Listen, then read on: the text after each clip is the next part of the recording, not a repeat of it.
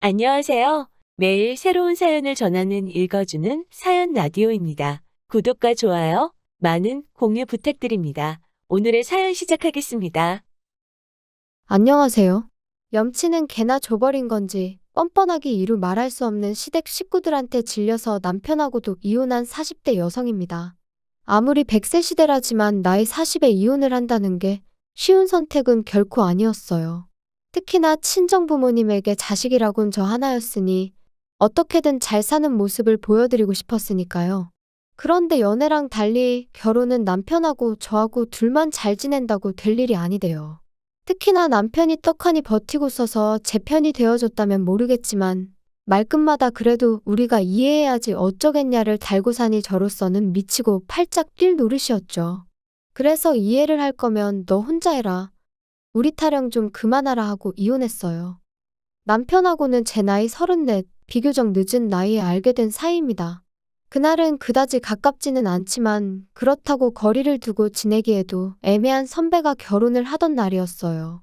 그런데 당시 일도 많았고 그래서 여러 가지로 가는 게 내키지는 않더라고요.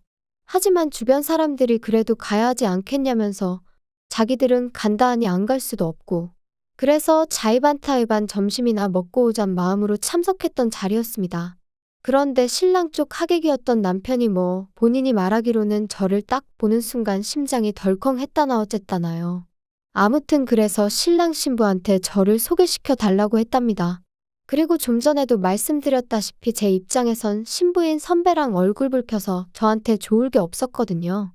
그래서 또 어쩔 수 없이 나갔는데 남편이 처음부터 얼마나 적극적으로 들이댔는지 몰라요.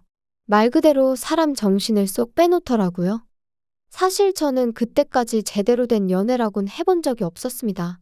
대학을 졸업하고 몇 번 소개팅도 해보고 소위 썸도 타보긴 했지만 늘 저에게는 일이 먼저였고 그걸 상대 남자 쪽에선 이해를 못 해주더라고요.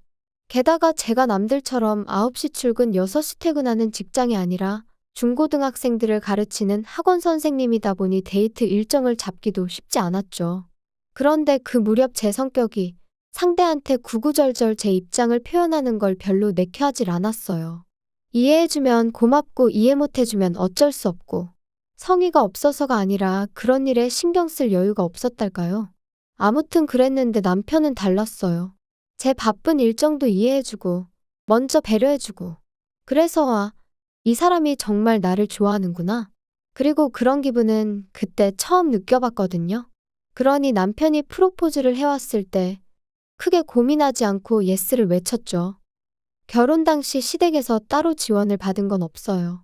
남편이 그나마 모아놓은 돈이 있긴 했지만 시댁 자체는 형편이 썩 좋지가 못했거든요. 일단 시부모님은 장사를 하다 망하셨는데 이후로 아버님은 딱히 하는 일 없이 지내시는 상황이었고 어머님은 남의 가게에서 설거지를 하시며 생활비를 벌어쓰고 계신다 들었어요. 그리고 남편에게는 위로 5살 많은 신우가 있었는데 신우는 일찍이 결혼하여 아들 하나를 키우고 있었습니다. 심해부는 카센터를 운영하고 있었는데 잘은 모르지만 장사가 잘 되는 편은 아니라고 들었고요. 그래서 처음부터 결혼할 때 시댁에서 도움을 받을 수 없을 거란 건 예상하고 있었고 바라지도 않았습니다. 참고로 저희 친정에서는 이 일로 잠깐 결혼을 반대하기도 하셨어요. 남의 집 기둥 빼오는 거 아니라 하시면서 말이죠. 하지만 그때만 하더라도 남편 말로는 시부모님한테 용돈으로 드리는 30만 원 말고는 따로 드리는 것도 없다 했고 그래서 남의 집 기둥이란 그 표현이 저희 남편에게는 맞지 않다고 생각했어요. 그래서 오히려 친정부모님한테 그런 말씀마시라며 화를 내기도 했는데 결국 자식 이기는 부모 없다고 친정부모님이 져주셨죠. 그리고 오히려 먼저 가지고 계시던 아파트 한 채를 신혼집으로 쓰라고 내주셨고요. 그런데 결혼식 올리고 얼마 지나지 않아 친정부모님이 하셨던 말씀이 무슨 뜻인지 바로 알게 되었습니다. 집들이 날이었어요. 신우가 당시 마트에서 일을 하고 있었는데 주말에는 자기가 절대로 쉴 수 없다고 하여 남편이 하루 휴가를 내고 집들이를 하게 되었죠. 참고로 저도 학생들 중간고사 기간이라 정말 정신이 하나도 없었는데 빠득빠득 그때가 아니면 안 된다고 우겨대니 그걸로 애들 마냥 싸울 수도 없고 그래서 새벽부터 일어나 몇 가지는 제가 하고 몇 가지는 사다가 집들이 상을 차렸습니다. 그리고 그렇게 시부모님이랑 신우가 왔어요. 시매부는 일이 있어서 못 왔다고 했고요. 시부모님은 이건 짜다 저거는 달다. 말씀은 많이 하셨지만 양파 하나 남기지 않고 차려놓은 음식을 전부 다 깨끗이 비우셨습니다.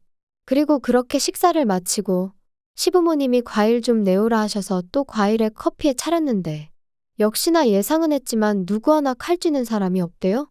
그래서 남편한테 시켰어요. 그랬더니 다들 좀 황당하단 표정으로 저를 쳐다보는데 모른 척했죠.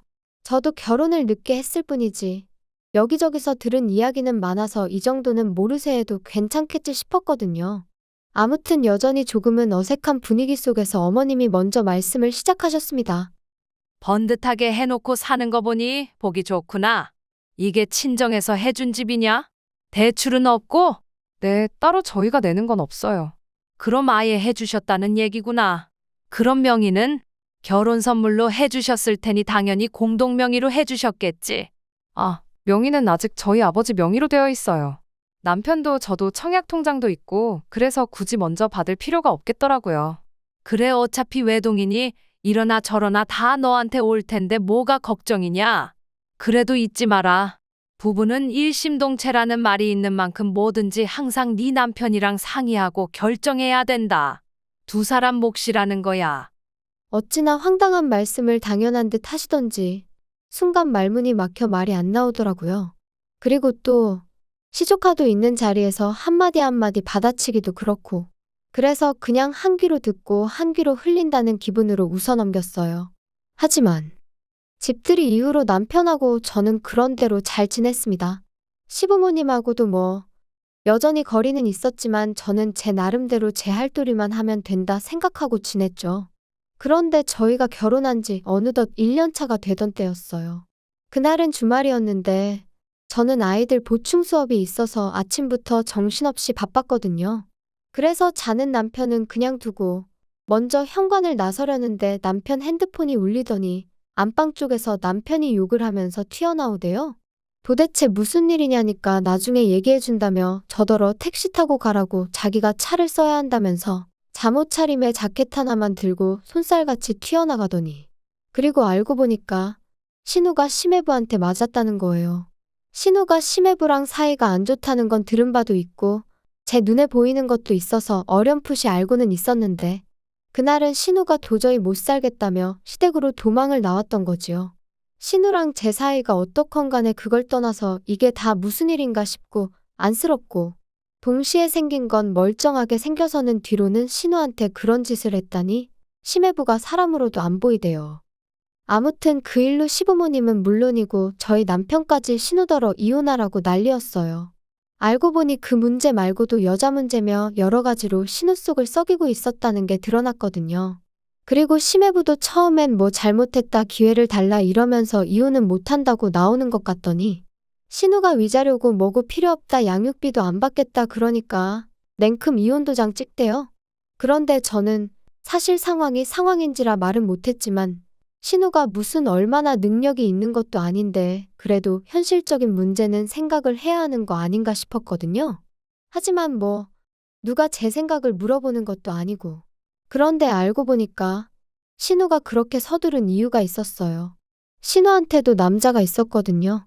그리고 자기 생각엔 자기가 이혼만 하면 그 남자가 자기를 책임져 줄 거라 생각하고 이도저도 필요 없다 이혼만 해달라 했던 모양이 돼요. 하지만 그 남자 쪽에선 신우가 이혼했다 하니까 부담스러웠는지 어쨌는지 거리를 두기 시작했고 뭐 그렇게 신우 신세만 말 그대로 낙동강 오리알 신세가 되어버렸어요. 그리고 상황이 이렇게 되니까 시부모님이고 남편이고 신우 얘기만 나오면 한숨을 푹푹.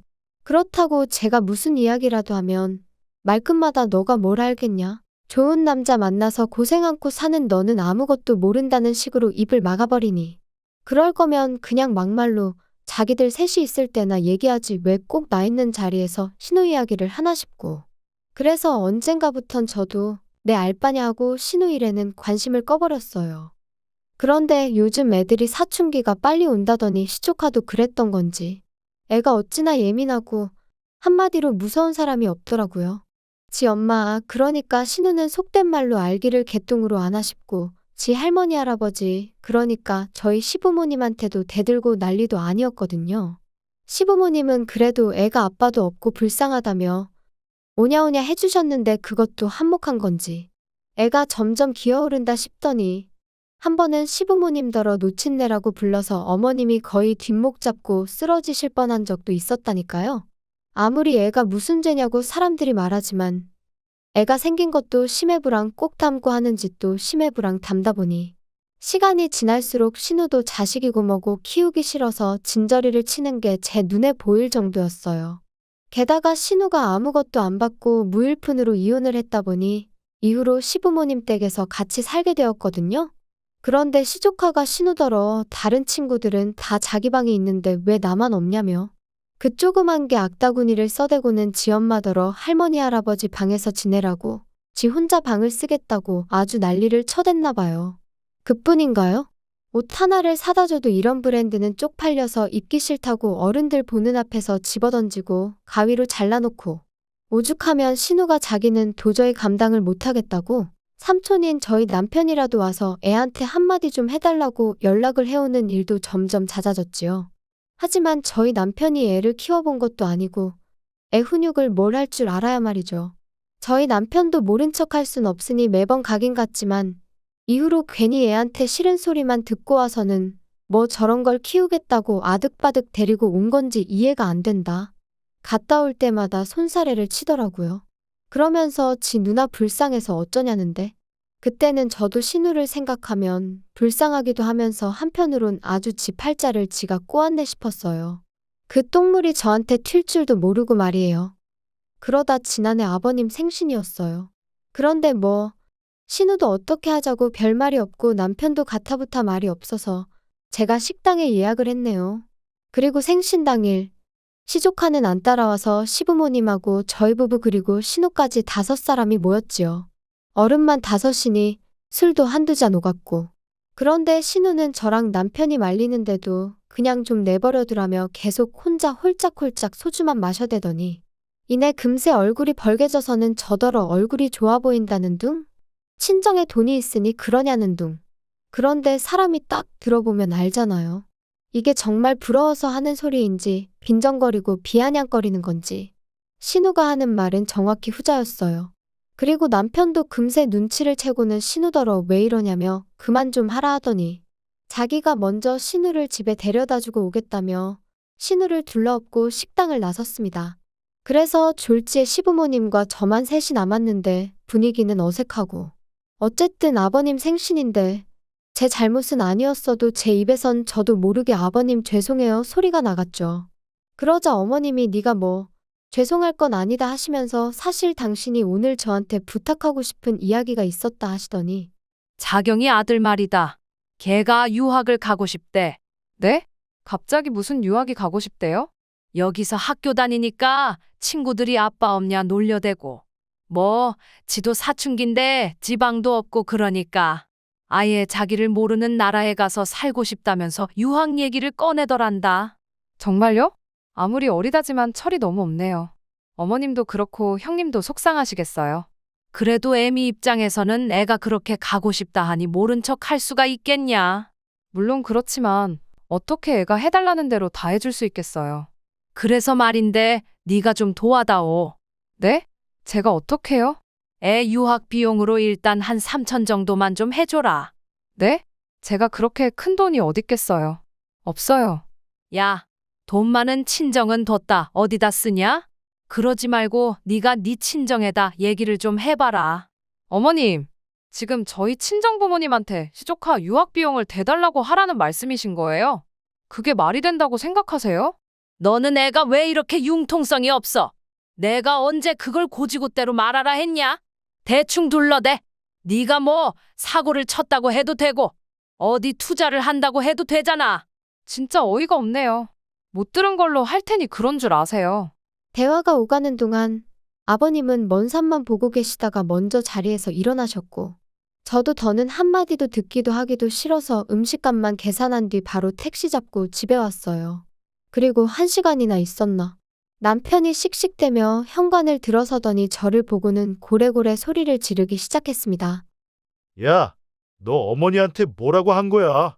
돈도 없으면서 애 유학은 무슨 유학이냐고 웃기지 말라고 그랬다며? 세상에, 어머님이 그러셔? 진짜 미치겠다. 내가 그렇게 말했으면 성을 간다, 성을 가라. 어머님이 뭘 하셨는 줄 알아? 나더러 친정 가서 애 유학 비용을 받아오래. 거짓말을 하든 뭘 하든 해서 일단 3천만 원만 받아오랜다. 그게 말이 되니? 야, 안 될 건 또 뭐야? 솔직히 너 빈몸으로 시집 왔잖아. 내가 빈몸으로 시집 왔다고? 그럼 이 집은? 이 집은 하늘에서 뚝 떨어졌냐? 이 집은 장인어른이 우리 살라고 내주시긴 했어도 우리 명의로 해주신 것도 아니잖아. 그러니까 엄밀히 따지면 이건 장인어른 재산이고 너는 해온 거 없지. 그럼 내가 모아온 5천은? 야, 그렇게 치면 나도 6천 가져왔으니까 계산해봐. 내가 너보다 1,000만 원 더 해온 거야. 계산을 그따위로 하겠다고. 진짜 이제 보니 당신 어머님 아들이 맞구나. 야, 됐고? 그러지 말고 그럼 네 청약 통장이라도 깨서 돈 좀 해줘. 내가 설마 모른 척 하겠냐? 미쳤네 진짜. 하룻밤 사이에 도대체 저한테 무슨 일이 일어난 건지 말 그대로 어안이 벙벙하더군요. 그리고 저는 그대로 안방에 들어가 방문 딱 잠궈버렸어요. 남편이 밖에서 몇 번 열어보려고 하더니 씩씩거리고는 소파에서 자는 것 같았죠. 이내 남편 코 고는 소리가 들렸는데 잠이 오나 싶은 게 전 정말 심장이 벌렁거려서 한숨도 잘 수가 없었거든요. 그리고 이튿날 방문을 열고 나가보니 남편이 거실에서 절 또다시 노려보고 있었습니다. 그리고 저도 어이가 없어서 뭘 쳐다보냐 따졌더니 진짜 안 도와줄 거야. 도와주긴 뭘 도와줘. 당신도 정신 차려? 내가 남의 집 자식 가지고 이러쿵저러쿵 말은 않겠지만 아무튼 자기 능력대로 하는 거지. 나한테 피해주지 마. 나 진짜 너한테 서운하려고 그런다. 누가 할 소리. 야, 마지막으로 하나만 더 묻자. 너 우리 부모님이나 우리 누나나 가족으로 생각은 하는 거 맞아? 그러면 시부모님이나 형님이야말로 나를 가족으로 생각을 해서 그런 소리를 하시는 거래? 친정부모님한테 거짓말하고 돈 뜯어내라고? 야, 어차피 두 분 돌아가시면 다 네 거잖아. 말이면 단 줄 알아? 결국 끝에는 이혼 소리까지 오갔어요. 남편과 저 두 사람이 결혼할 때 남편이 모아둔 돈이 6천 있었고 제가 모아둔 돈이 5천 있었는데 친정부모님이 집도 해주셨고 그래서 두 사람 돈 합쳐서 가정가구를 산 뒤 남은 건 제가 적금으로 묶어두고 있었거든요. 근데 남편이 그 돈을 들먹이면서 자기 몫을 돌려달라고 그걸로 애 유학 비용을 대주겠다 하는데 저는 그 남은 돈으로 저희 둘 중 한 명이라도 청약이 되면 그때 쓸 요량이었습니다. 그래서 그렇게는 안 된다니까 그러면 자기 청약 통장을 깨겠다는데 결국 어떻게든 신우한테 돈을 해주겠다는 남편의 확고한 의지를 알겠더라고요. 그리고 이런 일이 이번 한 번으로 끝나지 않겠구나. 앞으로도 툭하면 이런 식의 다툼이 오갈 수도 있겠구나 생각하니까 벌써부터 머리가 지끈거리고 속이 미식거리는 게 한마디로 답이 없다 싶었죠. 그래서 그럼 그 돈 받고 이혼하겠냐니까 이혼이 애들 장난이냐 어쩌냐 하더니 그래 해 하고는 내지르대요. 더 어이가 없는 건 시부모님이나 신우나 이런 상황을 알고도 이혼하지 말라는 사람이 없었어요. 아마 결국 끝에는 제가 져주겠거니 했던 건가 싶기도 하고요.